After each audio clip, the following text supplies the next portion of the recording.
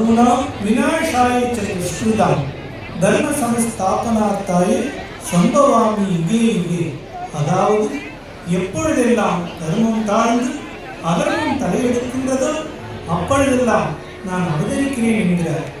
நல்லவர்களை காப்பதற்காகவும் தீயவர்களை அழிப்பதற்காகவும் தர்மத்தை உலகத்திலே நிலைநாட்டுவதற்காகவும் எம்பெருமான் யுகந்தோறும் அவதரிக்கிறாரம்மா. இதற்காக ஏனப்பா அவர் அவதரிக்க வேண்டும்? இதையெல்லாம் அவர் வைகுண்டத்தில் இருந்தே செய்ய முடியாதா அப்பா? அப்பப்பா, கேள்வி மேல் கேள்வி கேட்டு என்னை துளைத்து எடுக்கின்றாயே மகளே. அவரால் முடியாத காரியம் என்று ஏதாவது இருக்கின்றதா என்ன? பக்தர்கள் என்றால் எம்பெருமானுக்கு கொள்ளை பிரியும். அவர்களோடு லீலை செய்வதற்கு மிகவும் விரும்புவானம்மா.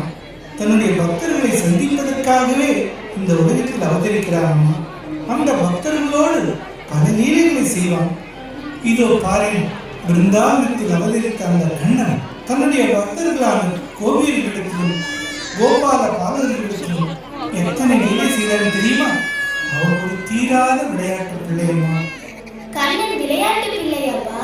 அவருடைய லீலைகளை பற்றி எனக்கு சொல்லுங்கப்பா. நான் கண்ணனுடைய லீலையெல்லாம் சொல்கின்றேன், நீ கேட்டுக்கொண்டே தூங்கம்மா.